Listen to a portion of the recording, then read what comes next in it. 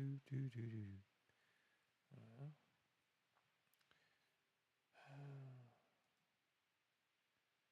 make sure everything else is here.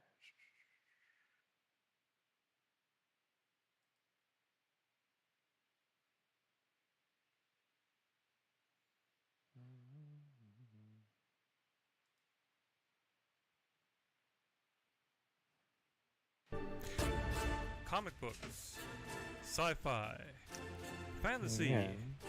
and more. If you're looking for a roundup of geeky news, you're in the right place. This is Multiverse Tonight.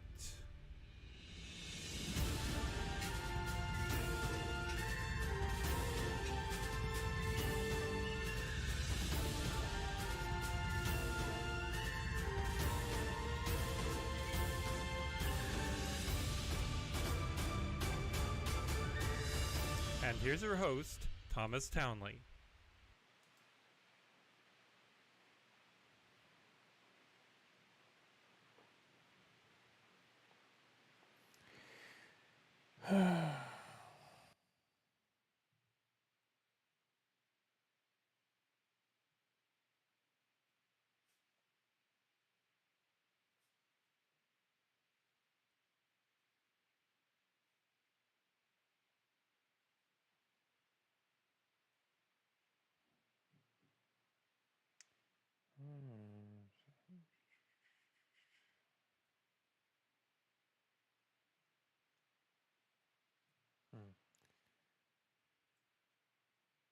Try to figure that one out.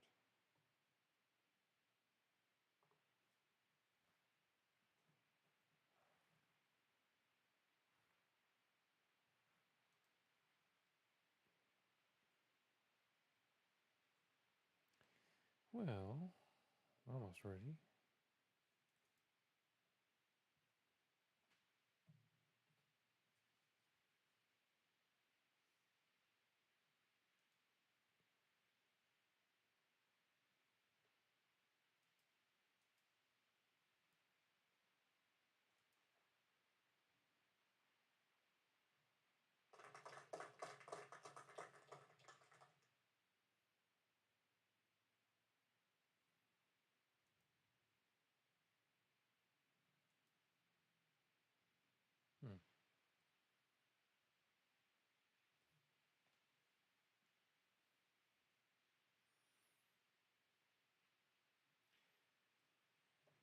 Alright.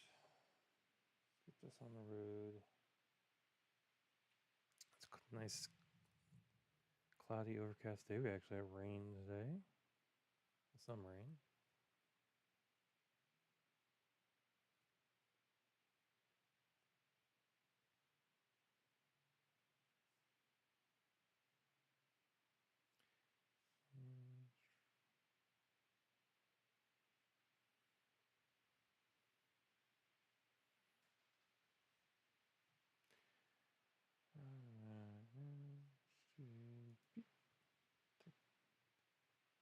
Out of the screen.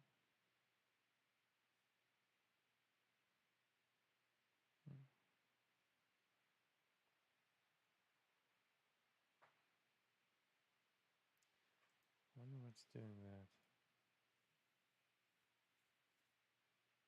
Yes.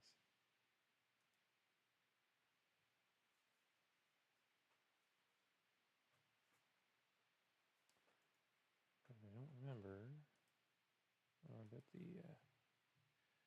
the chroma key is still on, that's why. There we go. That took care of that.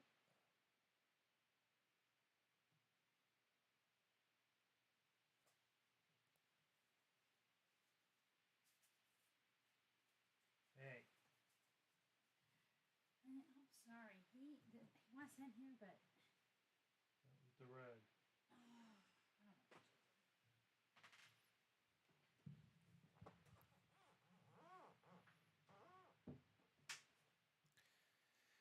All right.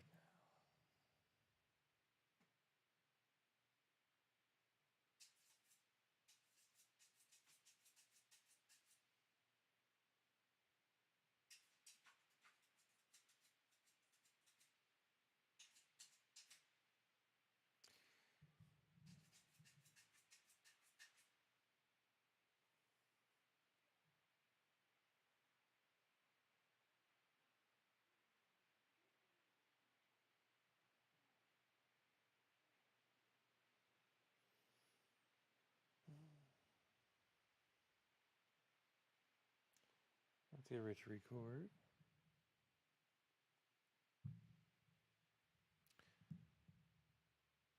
I assume y'all can hear me, right?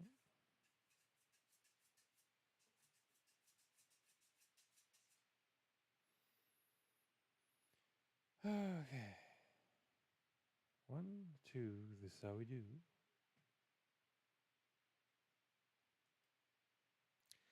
Tonight, Harrison Ford has one more roll up his sleeve. Mark Hamill gives to the Ukrainian war effort. NASA's dart hits the bullseye. And remember actor Robbie Coltrane and Angela Lansbury. All that and more on this edition of Multiverse Tonight. Comic books, sci-fi, fantasy, and more. If you're looking for a roundup of geeky news, you're in the right place. This is Multiverse Tonight.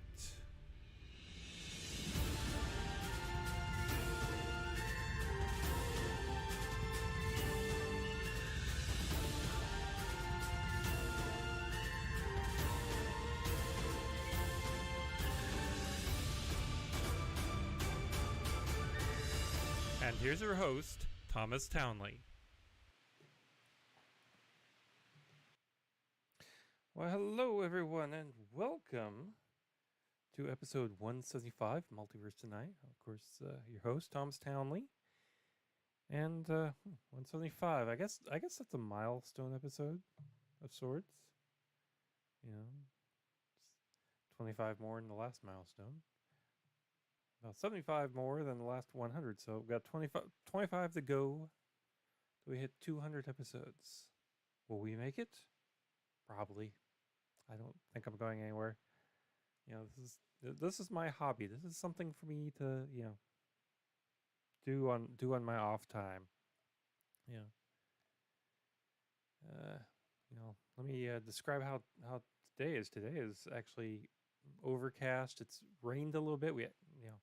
Actually getting some rain is a big deal around here because we've been bone dry. We're in an exceptional drought. Yesterday the wind was so bad you could just see the dust in the air. I mean, it was horrid outside. But today is nicer. It's cooler. So, we got, fall going. I'm thinking of trying my hand at farming garlic. Which might, maybe I'll go out and do that this afternoon. That'll be, cool and all that. But first off, we gotta get this podcast done, don't we? So let's get on with some Marvel news.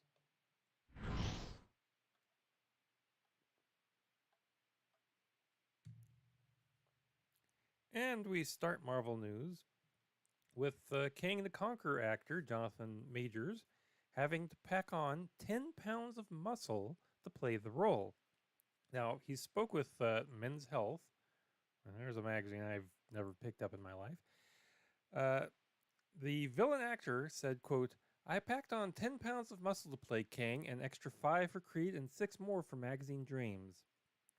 Unquote. Now, he also told them that what had drawn him to the role was, quote, "It was the character and dimensions of King that drew me to the role, and the potential that it had. I thought I'll take a chance on that," unquote. It'll be interesting. They just released a trailer for Quantum Mania, Ant-Man and the Wasp Quantum Mania today, and it looked kind of interesting. I didn't listen to it with the sound on. I just kind of watched the pictures first, and it looks interesting. Now let's get caught up on the MCU's Phase 5 schedule, since, as you know, things change almost daily, it seems anymore. What If Season 2 will come out early 2023. Ant-Man and the Wasp Quantum Mania will be out a couple days after my birthday, February 17th next year. Secret Invasion will be in spring of 2023 on Disney+. Guardians of the Galaxy Volume 3 will be out May 5th. Echo Season 1 will hit in the mid-2023. The Marvels will hit on July 28th. The second season of Loki will be on summer of 2023. X-Men 97, the animated series, will come out fall 2023. Ironheart, uh, Agatha Coven of Chaos will close out 2023. 2023 will start with Daredevil Born Again. On May 3rd of 2024, Captain America New World Order, Thunderbolts, July 26th, 2024, and the list goes on from there. Spider-Man Freshman Year, Blade, Marvel Zombies, Deadpool 3. Then we get into Phase 6 in 2025 with Fantastic Four, Avengers the King Dynasty, several unknown Marvel projects that are still on the list. Secret Wars on May 1st of 2026, and then a couple more unknown projects. So, we've got a lot to look forward to, And speaking of things to look forward to, Harrison Ford is joining the Marvel Cinematic Universe. The mumbly actor has been tapped to play the role of General Thaddeus Thunderbolt Ross for Captain America New World Order and with possible future projects. Now, the role had been previously played by William Hurt from 2008 to 2021. However, Mr. Hurt died this past March. So Harrison was kind enough to step in to the role. So this will be kind of interesting. Anyway, we have some news from the other side of comic books. Let's go to the DC Comics news. The Flash star Ezra Miller pleaded not guilty to felony burglary, the charges this past week in Vermont. Now, allowed to appear remotely for the session in the criminal division of the Green Mountain State Superior Court, Miller was told to stay away from the neighbor whose home he entered earlier this year. Along with neighbor Isaac Wincor, Miller was also prohibited from interacting with another Vermont resident, Aidan Early, has conditions of their release. Now, Miller faces a maximum of 26 years behind bars, as well as over 2,000 fines if found guilty of the charges stemming from the spring incident, which entailed stealing 3 bottles of liquor, gin, vodka, and rum, from Wincor's pantry. The next hearing in the case will be set for January 13th, 2023, and should last 3 hours. Dwayne Johnson's long-in-the-making dream DC project has paid off big, as Black Adam has conquered with a hot $67 million U.S. opening, the best domestic box office start for him as a solo star, and a $140 million global purse worldwide. Now, that's ahead of what we're seeing for the future weeks and stuff like that. So, he did excellent.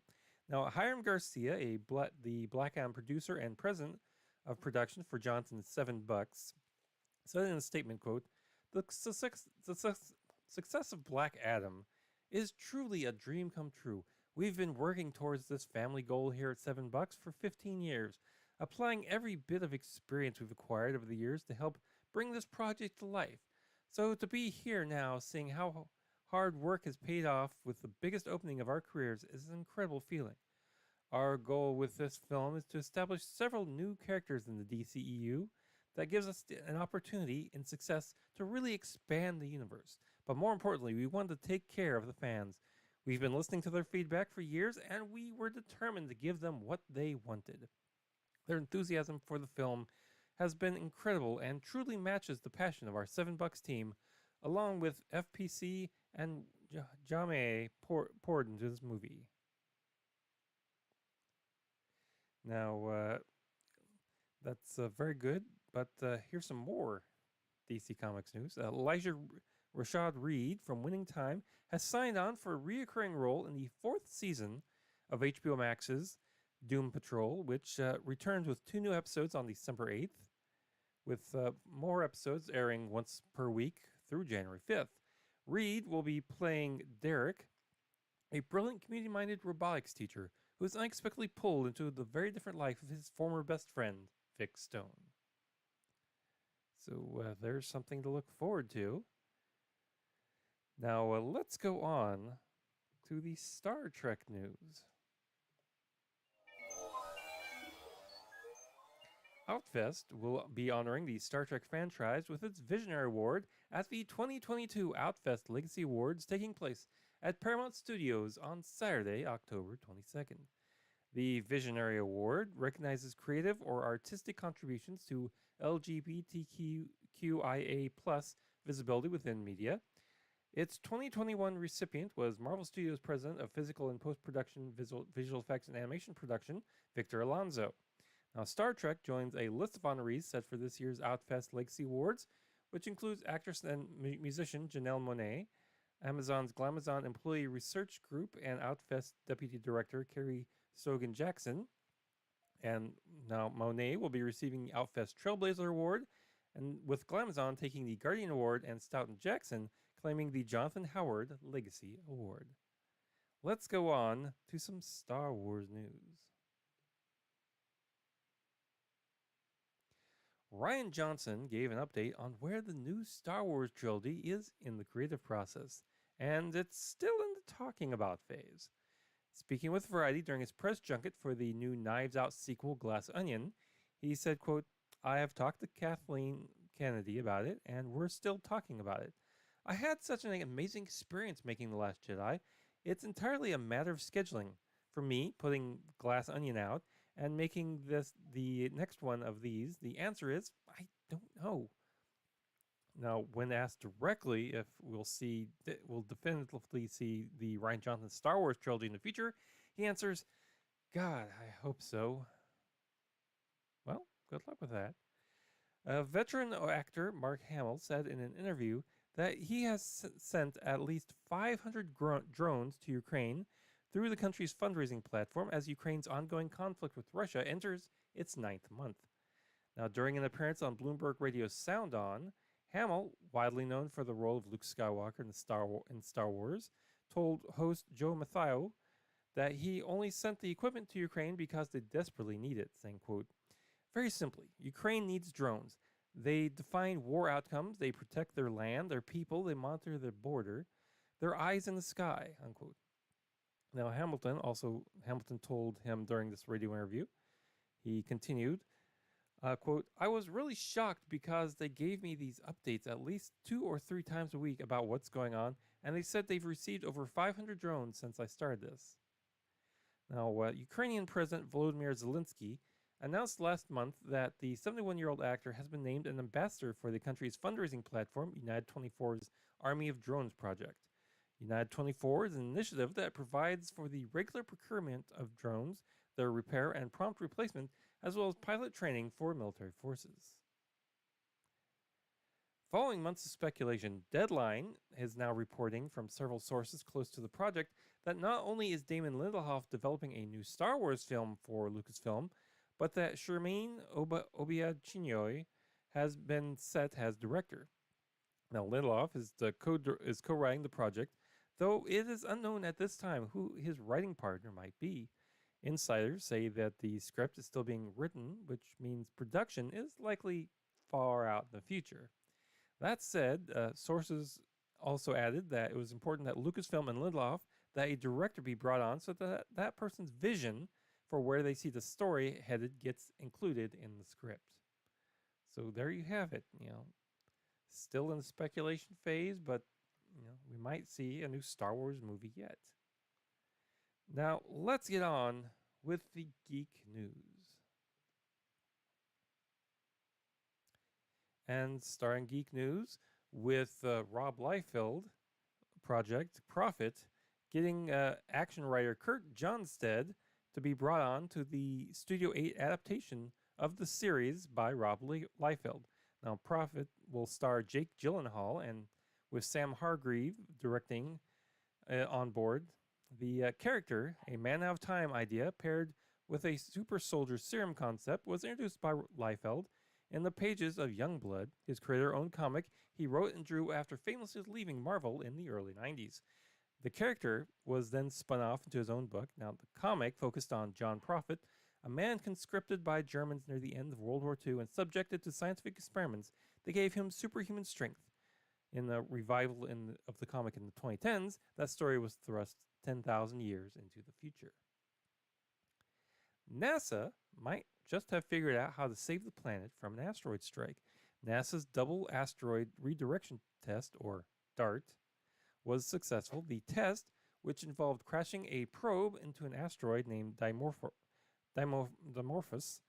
to see if it would substantially change its path, worked.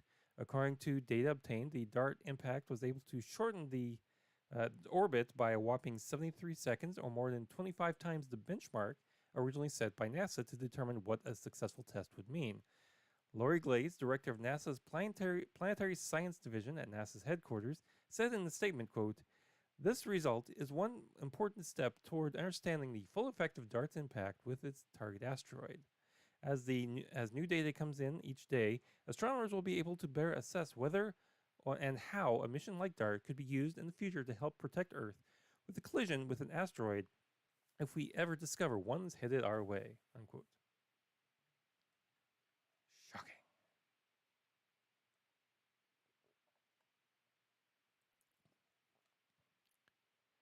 So we won't have to launch Bruce Willis in a space shuttle to take out an asteroid. We just need to send the space shuttle. Big Bang Theory and Harley Quinn's Kaylee Cuoco is expecting her first child with boyfriend Iron Fist's Tom Pelphrey.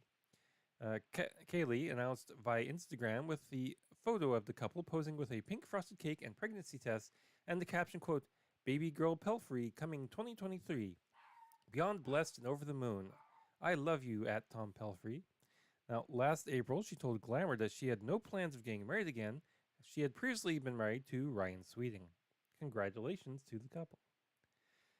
Smallville star Tom Welling is joining the prequel series The Winchesters. Now, Welling is set to join the Supernatural prequel series in the role of Samuel Campbell, a father of Mary played by Meg Donnelly, grandfather of Mary and John Winchester's sons, Sam and Dean.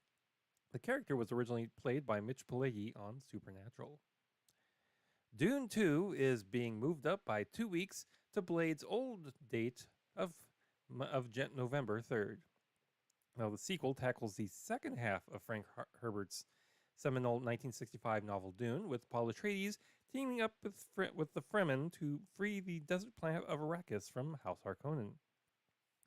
New characters in this installment include Emperor Shaddam IV, played by Christopher Walken, the ruler who sent the Atreides family to Dune, the Emperor's daughter, Princess Irulan, played by Florence Pugh, and Fayed Rutha, played by Austin Butler, the nephew of the Baron, the villain played by Stellan Skarsgård in the first installment. The first Dune performed well at the box office, considering it faced the COVID-19 crisis when it hit theaters and HBO Max's day and date in October 2021. The sci-fi pick grossed north of $400 million globally and won 6 Oscar awards.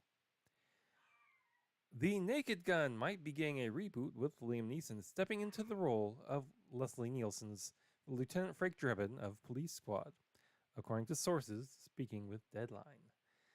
Paramount is currently in negotiations with Neeson and director Akiva Schaffer. Now, Schaffer directed Disney Plus's Rescue Rangers movie, which won an Emmy for Best TV Movie. Netflix has revealed its new ad-supported tier. This tier, which aims at undercutting Disney Plus's ad-supported tier, will cost $6.99 a month and will launch November 3rd in the U.S., with more than a month before Disney's December 8th rollout of its ad-supported version of Disney Plus. Canada and Mexico will begin the new plan November 1st, and 2 days later it'll go live in the U.S., Australia, Brazil, France, Germany, Italy, Japan, Korea, and the United Kingdom, with Spain following on November 10th. Now, in the U.S., the entry level price will be less than half of that of the popular standard tier, which is $15.49 a month. In a blog post, Netflix COO Greg Peters said that there will be 4 to 5 minutes of ads per hour, with both series and feature films being interrupted by spots. Asked on the Zoom call to expand on the plan for ads during movies, Peters clarified that new movies coming to the service, notably marquee originals like Knives Out 2, will just have a pre-roll of spots before the feature plays without interruption. We'll try to preserve that sort of cinematic model there, consistent with how many rivals handle it. By contrast, movies that have been on the service for a while, Peters said, will have a more traditional combination of pre-roll and mid-roll ads, albeit with less frequent breaks.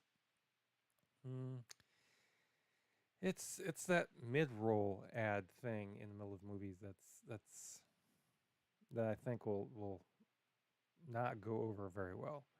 It's one thing to have like 3 minutes of ads before and then just play the movie straight through. But if you're going to give us, this big chunk of ads at the beginning, get halfway through, have a big chunk of ads in the middle, it might turn some people off. You know, you have to find that sweet spot of number of ads.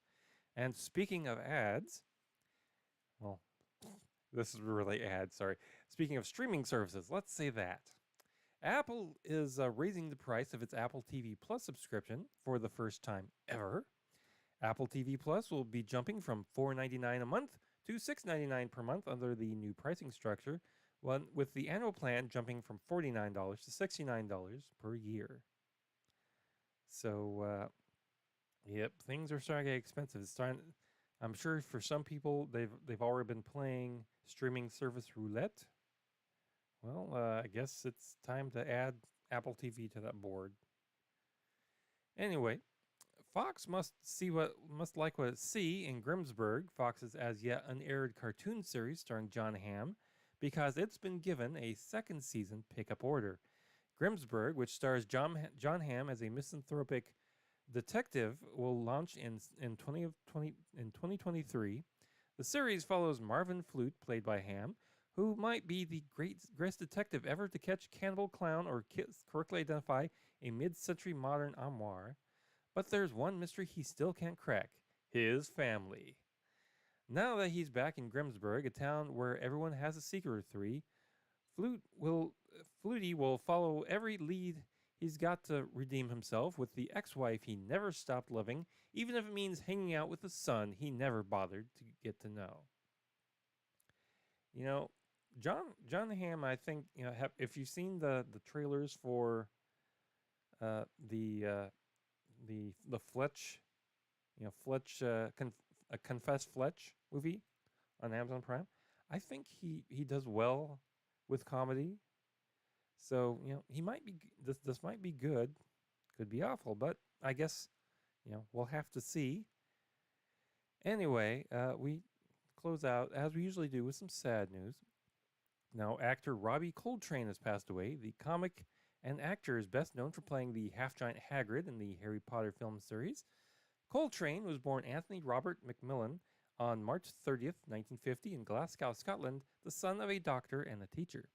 After studying art in college, he attempted to become an artist, but it just didn't work out. So he took up to being a stand-up comic in Edinburgh, and also changed his last name to Coltrane after jazz legend John Coltrane, and then got a turn at acting. He was a background character in 1980's Flash Gordon, was Rune in Kroll, and had a bit part in National Lampoon's European Vacation. He also played the Spirit of Christmas in Black Irish Christmas Carol, and was Valentin Zukovsky in Goldeneye, and appeared in Van Helsing, From Hell, and many others.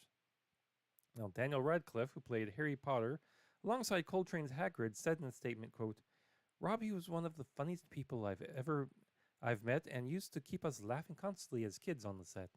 I've especially fond memories of him keeping our spirits up on Prisoner of Azkaban when we were all hiding from the torrential rain for hours in Hagrid's hut, and he was telling stories and cracking jokes to keep morale up. I feel incredibly lucky that I got to meet and work with him, and very sad that he's passed. He was an incredible actor and a lovely man," unquote. Now, Coltrane is survived by his sister Annie Ray, his children Spencer and Alice, and their mother Rona Gemmell. Robbie Coltrane was 72 years old. And finally tonight, Dame Angela Lansbury, who was a staple of stage and screen for 75 years, has also passed away.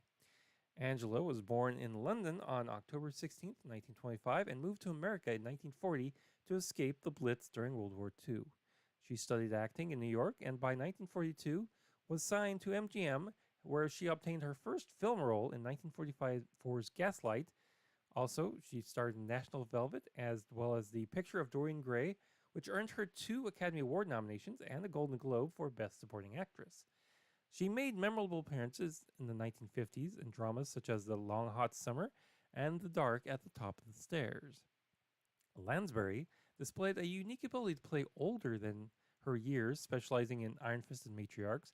In 1961, when she turned 36, she played 26-year-old Elvis Presley's mother in Blue Hawaii. The following year, she played the role of the malevolent mother of brainwashed ex-serviceman Lawrence Harvey, who was only 3 years her junior, in John Frankenheimer's Cold War thriller, The Manchurian Candidate, where she collected her third supporting actress Oscar nomination for the performance. Lansbury was in Hollywood in the French comedy Hotel Paradiso in 1957, and enjoyed strong notices in Shillelagh Delaney's drama A Taste of Honey in 1960. In 1964, she appeared in Stephen Sondheim and Arthur Lawrence Anyone Can Whistle, which was a quick flop, lasting only 9 performances. But that would not be the last time she would fail on The Great White Way.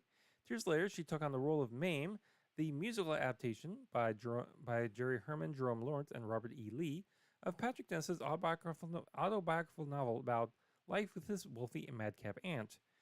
In the movie, is played by Rosalind Russell. Lansbury appeared in the long-running smash for nearly 2 years, taking just a 2-week break, where she notched a Tony Award for Best Actress in a Musical. She would go on to earn 3 more Tonys in the same category for Dear World, where she originally had part, as well as Gypsy and Sweeney Todd. She received a 5th Tony Oscar nomination for Best Actress in a Play as Madame Arquetta in the 2009 revival of Noel Coward's supernatural comedy Blithe Spirit. In 1971, she played the lead in Disney's Bedknobs and Broomsticks, and would return to Disney 20 years later playing Miss Spots, the maid-turned-teapot in Disney's Beauty and the Beast. From 84 to 96, however, she played the role that would make her a huge fan of mystery lovers and senior citizens, playing the role of Jessica Fletcher, the author/sleuth, on CBS's Murder, She Wrote. Her final movie role will be released soon. She'll be making cameo in Glass Onion, a Knives Out mystery on Netflix. Now, she was the recipient of numerous accolades during her life, including 6 Tony Awards, including a Lifetime Achievement Award, 6 Golden Globe Awards, a Laurence Olivier Award, an Academy Honorary Award, 18 Primetime Emmy Awards, and a Grammy Award. In 2014, Lansbury was appointed Dame Commander of the British Empire by Queen Elizabeth II. Twice married, Lansbury is survived by her children, director Anthony Shaw and writer Deidre Shaw, as well as her late husband, Peter Shaw's son David, from a previous marriage.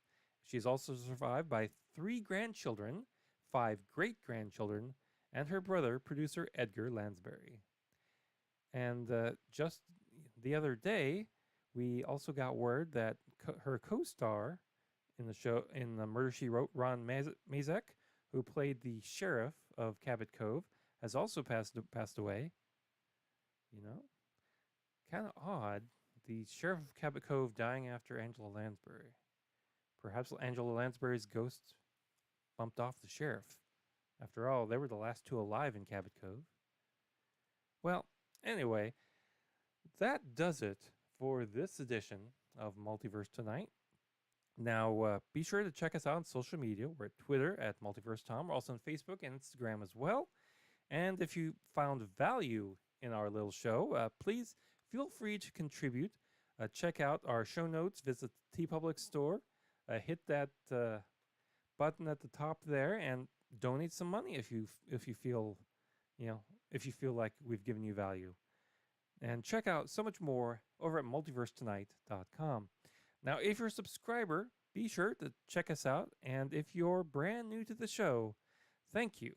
Leave some feedback. Let us know how we're doing. Special thanks to Shane Ivers for our intro music and Lobo Loco for the outro theme music. Thanks for watching this edition of Multiverse Tonight. We'll be back in just 2 weeks with a brand new sci-fi and comic book news-filled episode. Now, please exit the universe in an orderly fashion. Good night.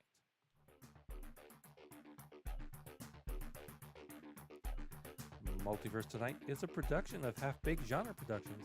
Copyright 2022. All rights reserved.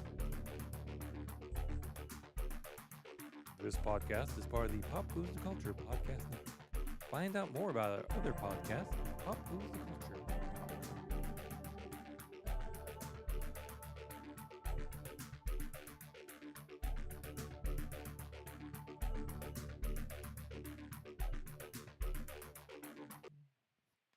All right, well, that pretty much does it for today. Let's take a look at what we have here.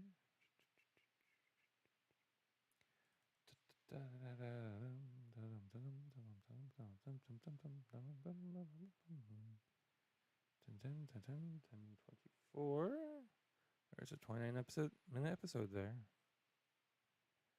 Oh, that's good. I said,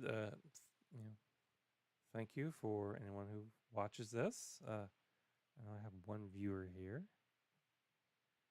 Thanks for joining us.